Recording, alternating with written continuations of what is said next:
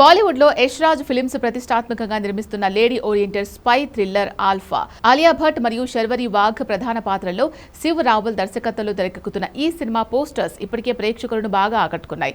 అయితే తాజాగా విడుదలైన ఈ సినిమా టీజర్ మాత్రం సోషల్ మీడియాలో మిశ్రమ స్పందనను, ముఖ్యంగా భారీ విమర్శలు మూటగట్టుకుంది. టీజర్ విడుదలైన కొద్దిసేపటికే నెటిజన్లు దీనిపై తీవ్ర విమర్శలు మొదలుపెట్టారు. ప్రధానంగా ఆల్ఫా టీజర్ హాలీవుడ్ సినిమాల నుంచి కాపీ కొట్టినట్టు ఉందని నెటిజన్లు ఆరోపిస్తున్నారు. దీనికి సంబంధించి స్క్రీన్ షాట్లతో సహా నెట్టింట పెద్ద చర్చ జరుగుతోంది. ఈ టీజర్ ఓపెనింగ్ సీన్ 1990ల నాటి ఫ్రెంచ్ యాక్షన్ థ్రిల్లర్ లా ఫెమ్ నికితా చిత్రాన్ని గుర్తుకు తెస్తోందని కొందరు వాదిస్తుంటే, మరికొందరు మార్వెల్ పాపులర్ క్యారెక్టర్ బ్లాక్ విడోకు ఇది చీప్ కాపీ అని మండిపడుతున్నారు. ఇక మరో ముఖ్యమైన విషయం ఏంటి అంటే, దాదాపు 115 సెకండ్ల నిడివి ఉన్న ఈ టీజర్లో నటి శర్వరికి సంబంధించిన ఒక్క ఫ్రేమ్ కూడా లేకపోవడం.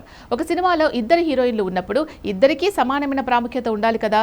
పోస్టర్లలో శర్వరి పేరును ప్రస్తావించి టీజర్లో ఆమెను పూర్తిగా పక్కన పెట్టడంపై అభిమానులు తీవ్ర అసంతృప్తి వ్యక్తం చేస్తున్నారు.